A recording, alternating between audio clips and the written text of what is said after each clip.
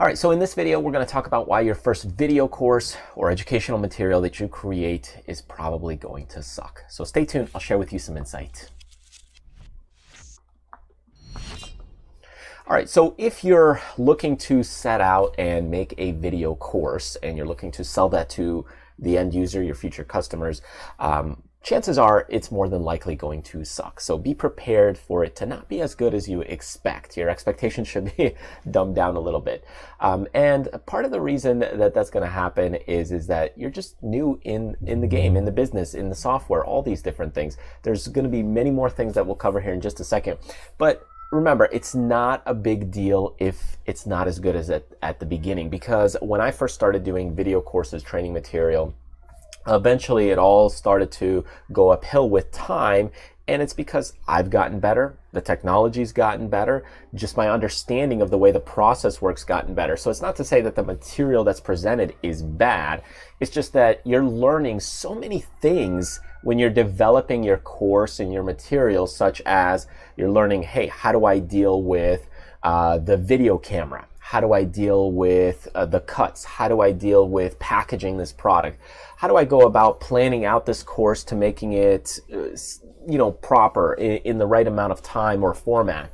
How do I create, in my case, it was DVD covers. So there was a lot of things to cover. So let me share with you some insight here, and you can check this out basically right here.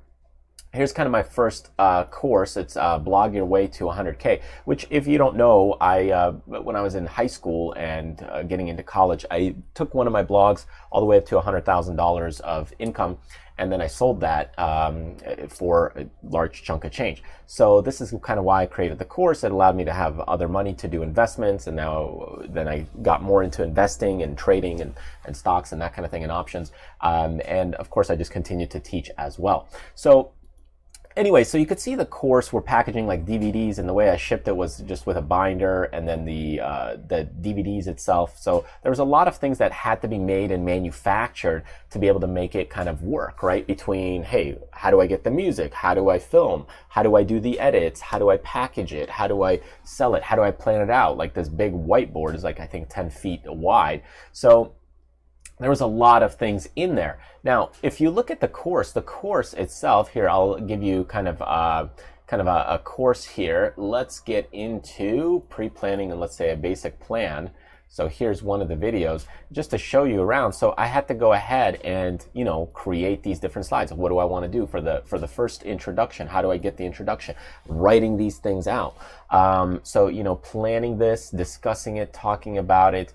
All of this took time to think it through of how would I do it? How would I teach it? How would I package it? So it's not as easy as you think, at the beginning.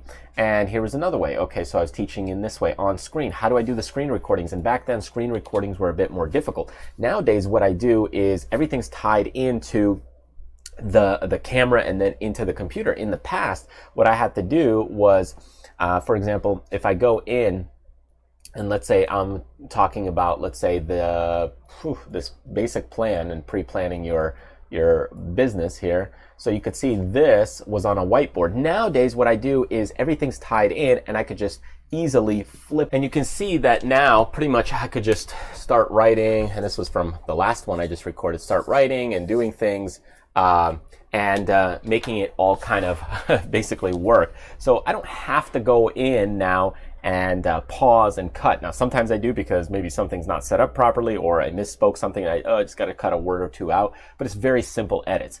But back here, when I was doing these kinds of videos, I had to actually transfer the files, just the transferring of the video content into the computer. I had to do that. Then I had to add in all these different fade outs. I had to add in these slides right here at the beginning. So all of that, it basically had to be constructed in a way that is not as efficient today.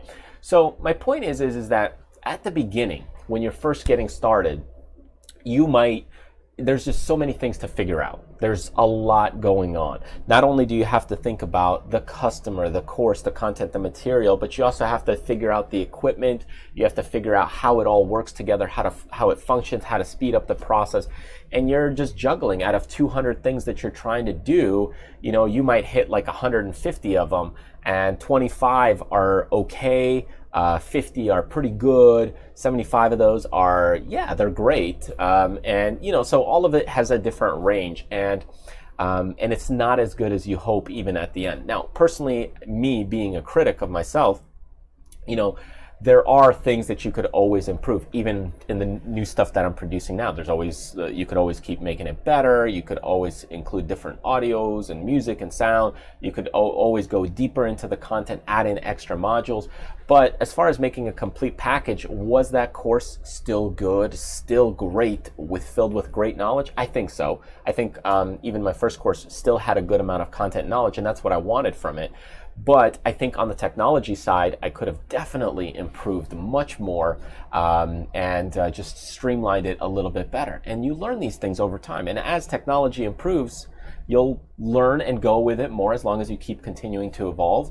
And just you personally, you'll see different ways that you can speed things up. So anyways, that's what I want to share with you, is that, hey, your first course may not be as amazing as you think. So work it from a small perspective, right? Don't try and create a massive course. Just make a small course and then learn from it. Make another small course. And by the second or third course that you create, you'll see the little nuances of where you can improve. And that'll really speed things up for you, and it'll make things more efficient, and you'll get better at it as well, because now you'll already understand how to work the camera, how to do the filming, the production process, and you can see where you speed things up based on the way that you film, the way that you create things. So anyways, it's not to put a negative spin on you saying, hey, your first course is really, really going to be bad. It's just, it may not be as good as you hope, or you might have spent way longer than you should have on it.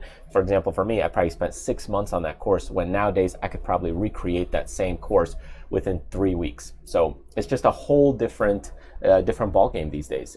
Just I've gotten better, technology's gotten better, my process has gotten better, and just I've learned many things over time, and all of those things kind of just add up and allow you to be more streamlined, more efficient, and just overall better. So anyways, I hope that you find that helpful, encouraging, and insightful to pushing you forward into going ahead and creating your first course. Don't wait too long. Just go ahead and get one done, get a small one done, and later on what you could do is package it up as a bonus item for people to purchase, just stacking additional value moving forward. So thank you so much for joining me. Enjoy the rest of the day ahead, and I will see you next time.